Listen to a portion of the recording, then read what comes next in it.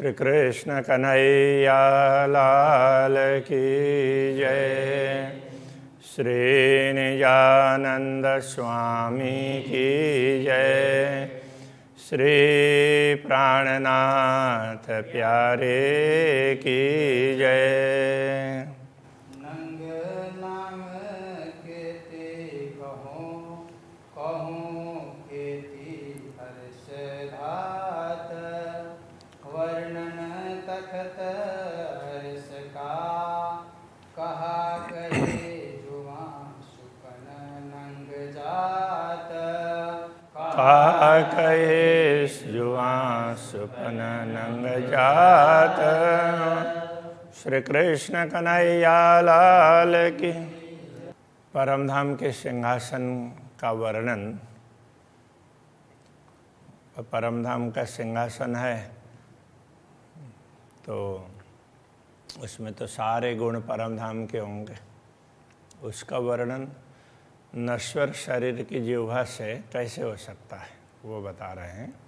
तो ये मूल मिलावे में श्री राज श्यामा जी के सिंहासन का वर्णन चल रहा है। चार थंब चार खूंटे के छत्री शोभा अति जोर। चारों कोने के चार स्तंभों की बात कर रहे हैं और उनके ऊपर छतरी बड़ी सुंदर है। जो कदे नयनों देखिए तो झूठे तना बंद देवे तोर। यदि आँखों से देखने का प्रयत्न करेंगे तो झूठे तन का बंधन है वो टूट सकता है। तो बंधन टूटने का तात्पर्य प्राण निकलना ही है, ऐसा भी हो सकता है। दूसरा ये है कि हमारा बंधन मोह का है शरीर के साथ में, इसके हिसाब से ही परमधाम के दर्शन नहीं होते। तो जैसे ही दिखे तो ये मोह का बंधन टूट जाएगा। शरीर रहे ना रहे वो अलग बात है, बंधन टूटना वो अलग बात है। जैसे रस्सी दिखती है किंतु जली हुई हो तो देखने में रस्सी है, उसमें कोई ताकत नहीं है ना, कोई क्षमता नहीं है, रस्सी बांध नहीं सकेगी। तो इसी प्रकार से देखने के में बंधन लगते हों, शरीर भी धारण किया हुआ है किंतु यथार्थ में बंधन ना हो तो ऐसा होता है। तो दर्शन होने पर ये होना संभव होता है। पिछल तकिए दो तरफों बीच चढ़ती कांगरी चार। पीछे दोनों तरफ तकिए हैं श्री राज्य और श्यामा जी के पीछे। बीच चढ़ती कांगरी चार, तो दोनों तकियों में दोनों के किनारे पर तो डिजाइन है, तो वो कांगरी, तो उस प्रकार से वो चार चढ़ती ऐसे दिखा रहे हैं। तो वो तो ऐसे नीचे से ऊपर जा रही है उस तरह से पूरी गोलाई में। तो दोनों तकियों के दोनों किनारों में इस प्रकार से चार है। यहाँ पर सिंहासन में चार स्तंभ की बात की तो केवल चार स्तंभ नहीं, आगे जा कर के बताएंगे। तो जैसे दोनों तरफ है, पीछे जैसे दोनों तरफ है ऐसे बीच में भी है, ऐसा करके बोलेंगे तो उससे वो समझ लेना पड़ेगा। फूल पात बेल कटाव कई जुआ कहा कहे नकसा पार। तो अब यहाँ फूल पत्ते उसमें जो कांगरी है तो उसमें भी क्या है कि अलग अलग प्रकार के फूल हैं।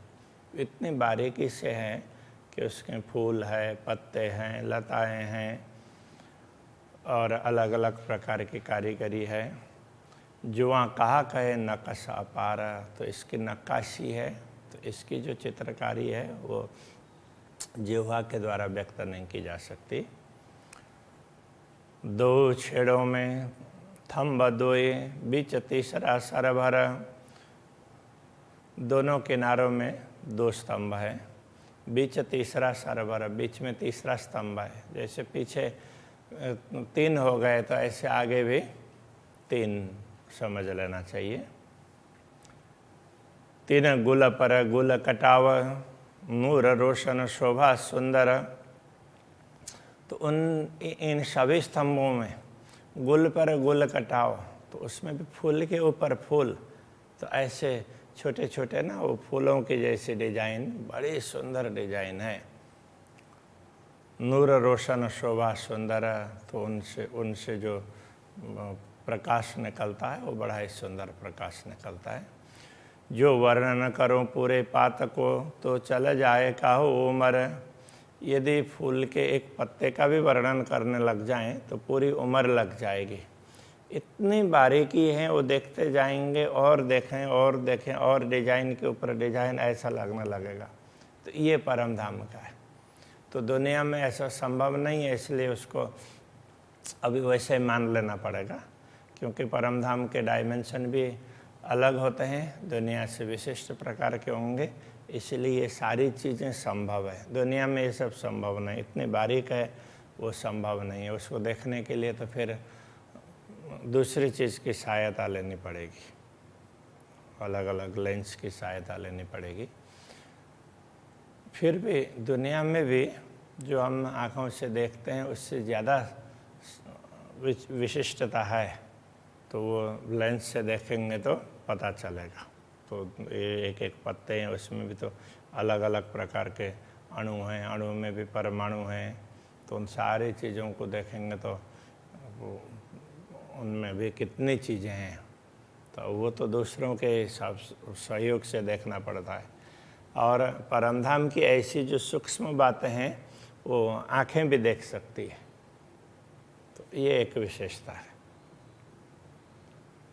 क्योंकि अक्षरातीत धामधनी दिखाना चाहेंगे तो वो देखते देखते आत्मा उसी में भूल जाएगी, क्योंकि इतनी सूक्ष्म बारीकियाँ हैं एक फूल और उसके भी एक पत्ते को देखते जाएंगे तो उसके सूक्ष्म सूक्ष्म सूक्ष्म सूक्ष्म वो तो परमाणु तक पहुँचेंगे तो कितनी बारीकियाँ दिखने लग जाएगी। और ये सब परमाणु का अनुभव करने के लिए ऋषि महर्षियों ने पूरी ज़िंदगी लगाई ना, इसके हिसाब से दुनिया के हिसाब से तो पूरी ज़िंदगी लग जाएगी। जो पाता न होवे वर्णन, ये अरस तखत यों कर। जब एक पत्ते का ही वर्णन नहीं हो सकता है उसके डिजाइन का, तो ये परमधाम का सिंहासन है, उसका वर्णन किस प्रकार से कहें, ये इतना सुंदर है, ऐसा समझना बोल रहे हैं। एक पातक कई बेल कांगरी, बेल फूल पातक कटाव। एक पत्ते में भी, पत्ते के अंदर भी अलग अलग प्रकार की लताएं हो, वो लताओं के भी डिजाइन उसमें दिखेंगे, और उसमें भी कांगरी भी दिखाई देगी, बेल फूल पात, तो इस तरह का सारी चित्रकारी उसमें दिखाई देती है। तीन बेलों पात कई बेल है, ऐसे पत्तों के, ऐसे पत्ते हों, इस प्रकार की लताएं, ऐसे कई लताएं हैं। ऐसे बारीक आते जड़ा हुआ, इस प्रकार अत्यंत बारीक बड़ी सूक्ष्म रूप से देखें तो ऐसे कई चित्रकारी है। ये नंग बारीक हित देखिए, ताकि ज्योत न माए आसमान। तो ये इन रत्नों की, रत्न कितने सूक्ष्म है, छोटे छोटे कण, तो ये सारे उसमें ना अलग अलग प्रकार का कण जड़े हुए हैं, ऐसे दिखाई देंगे। तो इनका यदि देखना चाहें तो उनका भी, ताकि ज्योत न माए आसमान, तो छोटे से छोटा कण उसका भी प्रकाश पूरे आसमान में नहीं समाता है। अपार जरे अरस की ना आवे माए जुबान। तो ऐसे कण तो परमधाम में कितने हैं जिसका कोई पारावारी नहीं है ना, तो उनका कितना प्रकाश होगा। तो ये कहना चाह रहे हैं, इसको वर्णन ही नहीं कर सकते। दो तरफों सिंहासन के बगलों तकिए दोए। तो सिंहासन में जैसे पीछे दो तकिए थे, ऐसे बगल में भी दो तकिए, तो बता रहे हैं। बारीक तीन कटाव कई, ये वर्णन कैसे होए। तो उनमें भी बड़े सूक्ष्म रूप से उनकी कारीगरी है, इसका वर्णन कैसे करें। तो जैसे पहले बताया उसी प्रकार से समझ लेना चाहिए। ऊपर छतरियाँ क्यों कहूँ, कई रंग नंग ज्योत किनारा। ऊपर छतरियाँ हैं तो उनमें अलग अलग रंग के रत्न जड़े हुए हैं, तो उनका वर्णन कितना करें। कई दूरी बेली कांगरी, शोभा फिरती तरफ चार। तो चारों तरफ उसको देखते हैं तो उसमें ऐसे पंक्तिबद्ध न, दोहरी का तात्पर्य ऐसे पंक्तिबद्ध अलग अलग प्रकार की लताएं हैं और उनमें पत्ते हैं और पत्तों में भी पत्तों के नस नस हैं, वो अलग अलग कण के हैं, कण उसमें जड़े हुए हैं। तो कितना सुंदर, ऐसी सुंदर कारीगरी है, वो दुनिया में कल्पना नहीं कर सकते। इसलिए कहते हैं शोभा फिरती तरफ चारों तरफ इसी प्रकार की शोभा है। चार थंब जो पायों पर, तीन में बेली अनेक, चारों स्तंभों के पायों में, क्योंकि चारों तरफ से देखते हैं तो ये बाहर के दिखाई देते हैं, इसलिए उनकी बात कह रहे हैं। तीन में बेली अनेक, उसमें भी अनेक प्रकार की लताएं ऐसी चित्रकारी है। रंग नंग बारीक आलेखे, तीन को क्यों कर होए विवेक, तो उनके बारीक बारीक रत्न हैं, उनके रंग अलग अलग प्रकार के हैं, ऐसे असंख्य रत्न हैं। तीन को क्यों कर होए विवेक, उनको ध्यान से देख कर के वर्णन कैसे हो सकता है, ये कहने का तात्पर्य ये है। चार खूने के चार नकश, कई कांगरी कटाव फूल, चारों कोने में भी, तो सिंहासन में ऊपर भी नीचे भी चारों कोने में भी बड़ी अलग अलग प्रकार की चित्रकारी है। बीच पाखड़ी फिरती फूल जो, तो सिंहासन के बीच में जैसे श्री राज्य और श्यामा जी बैठते हों तो उसमें वो ऐसा लगता है कि वो फूल की पंखुड़ियाँ हों ऐसे खिले हुए, इस तरह से दिखाई देगा। ये अरस तखत इन सूल, तो परमधाम का ये सिंहासन है, इस प्रकार से सुंदर है। फूल कटाव कई बीच में, और फूल में भी अलग अलग प्रकार की चित्रकारी है। कई विध के नक्श, ऐसे कई प्रकार की नक्काशी है। इनके बीच में मानिक गृदवाय नीलवी सरस, और इन फूलों में न बीच बीच में फिर वो मानिक रत्न जड़ा हुआ है, और उसके चारों तरफ वो नीलमणि हैं, तो वो उसकी शोभा भी बड़ी सुंदर होती है। दो स्वरूपों ऊपर दो फूल ज्यों विराजत, दो स्वरूप बैठे हों तो उनके ऊपर तो दो फूल जैसे बड़े सुंदर है। फूल वो छतरी है, तो उसको ऊपर के अभी तो हम लोग उसको ऊपर डोम बोल देते हैं, तो उसको यहाँ पर छतरी कहा है, और अभी हम जिसको छतरी बोलते हैं तो उसको यहाँ पर फूल ऐसा कहा है, फूल जैसा है, इस प्रकार से। तो अभी छतरी तो हम लोग साधारण बनाते हैं, तो ये तो जैसे फूल खिला हुआ हो ना, उस प्रकार का दिखेगा, तो इतना सुंदर है, तो इसके लिए उनको फूल कह दिया। देखी और अनेक चित्रामन, पर अचरज यह जुगत, दूसरी कारीगरी तो दूसरी चित्रकारी तो अलग अलग जगह पर देखी है, किंतु यहाँ पर ये जिनको फूल कहा है, ये छतरी, इनकी शोभा तो और भी विशेष है। दो कलश जो छतरियों, और जिनको वो ये फूल वाली बात पूरी हो गई। अब जिनको छतरी कहा और ऊपर के डोम है, तो उन दोनों के ऊपर में दो कलश है।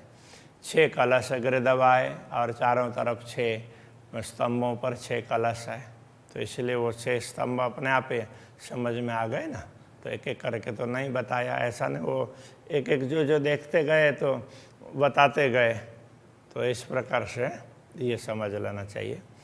ये 8 कलश है हेम के, ये 8 कलश है हेम के, स्वर्ण के हैं। सुंदर अति शोभा है, अति सुंदर है। जोर करे जोत जवेरा, ऊपर हक तखत। अब ये सोने के कलश हैं, लेकिन केवल सीधा सीधा सोने का ही नहीं है, उसमें भी अलग अलग प्रकार की कारीगरी है। तो उनके रत्न वगैरह, तो उनकी ज्योति है, वो भी चारों तरफ बिखरी हुई है। ऊपर हक तखत, तो राज्य के सिंहासन के ऊपर की ये ज्योति है। ए नूर जिमी आसमान में रोशन बड़ी अतंत, तो उसका प्रकाश है, तो भूमि से लेकर के आसमान तक सब सर्वत्र छाया हुआ जैसा लगता है। सो ए धर्या इन तखत, इत तखत, जानो नजर न छोड़ो छिन्न, यदि ऐसा सुंदर सिंहासन है, इस पर दृष्टि डालते हैं तो यहाँ से दृष्टि ना हटाएं ऐसा लगता है। पल न चाहे बीच आवने, तो देखते जाते हैं तो आँख की पलक भी ना वो बीच में आना नहीं चाहती है, तो आँख खोली की खोली देखते ही रहें, इतना सुंदर है। ऐसी शोभा तखत बीच ही न, तो ऐसी शोभा है इस तखत के बीच में, मतलब तक जहाँ देखो उधर ही ऐसी सुंदर शोभा है। तो ऐसा सिंहासन है श्री राज श्यामा जी का। एक गादी दो चाकले, अब नीचे बैठने के लिए तो एक गादी पूरी बिछी हुई है, उसमें 2 चाकले 2 आसन हैं। पीछे लवाही जिनस, तो पीछे भी उसी प्रकार से सुंदर है, पीछे पृष्ठभाग में तकियों के ऊपर भी, तो ऐसी सुंदर शोभा है। चौखों ने कटाव कई पश्चिमी, जो देखो सोई सरस। तो ये उसमें आसन की बात कर रहे थे और पीछे की बात कर रहे थे। तो नीचे बिछाने के आसन और पीछे का भाग है, तो दोनों में उसी प्रकार की शोभा है और बड़ा सुंदर है।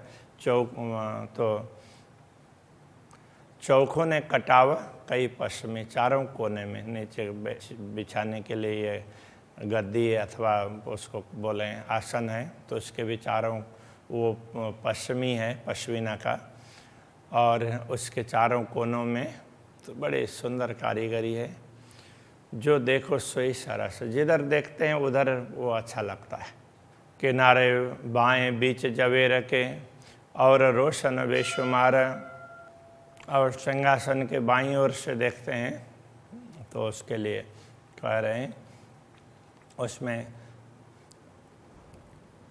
जवाहरात रत्न विभिन्न लगे हुए हैं, और रोशन बेशुमार, उससे प्रकाश बहुत निकलता है। ए तखत नूर जमाल का, अरस सब चीज़ों अपार। ये पूर्ण ब्रह्म परमात्मा का सिंहासन है और इसमें परमधाम की एक एक सामग्री है, वस्तुएं जो भी लगी है परमधाम की है, इसलिए इनका कोई पारावार नहीं होता है। इन सिंहासन ऊपर बैठे जुगल किशोर, ऐसे दिव्य सिंहासन में श्री राज जी और श्यामा जी विराजमान होते हैं। वस्त्र भूषण श्रृंगार सुंदर जो ताते जोर, उनके वस्त्र आभूषण, उनका सारा श्रृंगार, तो आभूषण भी विभिन्न प्रकार के होंगे, सबकी शोभा है, तो इसका कोई पारावार नहीं है। सुंदर ज्योता तिजोरा, बड़े सुंदर हैं और उसकी ज्योति, उनकी चमक है, वो चारों तरफ प्रकाशित होती है। एक ज्योत जुगल की, और बीच बैठे सिंहासन, तो ऐसे सिंहासन भी इतना सुंदर है और उसके बीच में युगल स्वरूप विराजमान है उसके अंदर। तो उनकी ज्योति, सिंहासन की ज्योति अलग है और श्री राज श्यामा जी की ज्योति तो उससे भी ज़्यादा है, तेज है ना, उससे भी ज़्यादा सुंदर और उससे भी ज़्यादा तेज है। इसलिए कहते हैं बल बल जाऊँ मुखारविंद की, और बल बल जाऊँ चरण, उनके मुखारविंद के दर्शन करते हैं तो भी तो उनके प्रति समर्पित होने का मन होता है, चरण के दर्शन करते हैं तो भी समर्पित होने का मन होता है। कहा कहूँ जो तरुवन की, और समूह भूषण वस्त्र। अब ब्रह्मा आत्माएँ चारों तरफ समूह में बैठी हुई है, तो उनके पूरे समूह के वस्त्र भूषण आभूषण और उनसे निकलने वाली ज्योति है, उसका वर्णन कैसे कर सकते हैं। एक ही ज्योत नूर सिंध की, जो अबल नूर सागर। तो ये ज्योति है, ये सारे मिलकर के कैसे लगती है कि पूरे समुद्र की तरह से लगती है, इसीलिए इसको नूर का सागर कहा है। तो प्रथम सागर ऐसा कहा है। ए सागर भरपूर न तेज ज्योत को गंज। ये सागर की भांति इसमें प्रकाश इतना ज़्यादा है, प्रकाश ही प्रकाश है, उसी की तरंगें उठ रही हो ऐसा लगता है। कई इन सागर लहरें उठे, इस सागर में तो ऐसे अनेक लहरें उठती रहती हैं। पूर्ण नूर को पुंज, तो ये पूर्ण नूर प्रकाश से परिपूर्ण है, तो उसमें अलग सागरें लहरा रही हो ऐसा दिखाई देता है। महामत कहे सिंध दूसरा, महामती कहते हैं कि अब दूसरा सिंध दूसरे सागर की बात करते हैं। शोभा स्वरूप रूहान, वो ब्रह्म आत्माओं की शोभा का सागर होगा। ये सुखकारी अति सुंदर, तो ये सुखकारी है, अति सुंदर है। ये बकावतन बीचतन, तो ये परमधाम के अंदर के शरीर की शोभा है, दिव्य स्वरूप की शोभा है ब्रह्मात्माओं की। तो ये साधारण बात नहीं है। अब ये कोई मूल मिलावा हम लोग बैठे हैं, इतना बड़ा हॉल हो ऐसा तो नहीं है, तो बहुत बड़ा है। तो जिसमें 12,000 ब्रह्मात्माएं आराम से उसमें पंक्तियों में बैठ सकती है, तो बहुत बड़ा है। जैसे 12,000 पारायण में मूल मिला हुआ था, उससे भी बड़ा है। और अब पूरी हवेली विचार करें तो कितनी बड़ी होगी। तो इतना बड़ा स्थान होगा, तो उसमें इतना प्रकाश और चारों तरफ से दिखता है, तो उसकी किरणें लहराती हो समुद्र की भांति, ऐसा तो लगेगा ना। तो ये समझने की आवश्यकता है। हम लोग दुनिया के हिसाब से छोटा सा समझ लेते हैं, तो फिर ये सारी बातें पता नहीं ऐसे कह दी हो, ऐसा लगता है। यदि उसको परमधाम की दृष्टि से, परमधाम में किस प्रकार से, उस प्रकार से सोचने लग जाएंगे, तो लगता है कि ये एक एक बातें हैं, तो बताई नहीं जा सकती, ये थोड़ी भी हम लोगों को समझाने के लिए बताई है, ऐसा समझना चाहिए। तो अभी के प्रसंग को यहीं रखते हैं। श्री कृष्ण कन्हैया लाल की जय।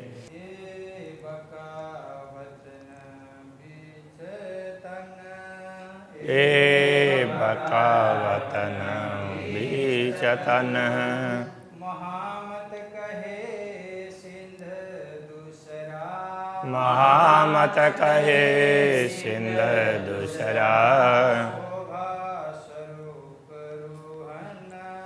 शोभा स्वरूप रूहन, ये सुखकारी अति सुंदर, ए सुखकारी अति सुंदर, ये बकावतन बीचतन, ए बकावतन बीचतन, ये बकावतन बीचतन, ए बकावतन बीचतन।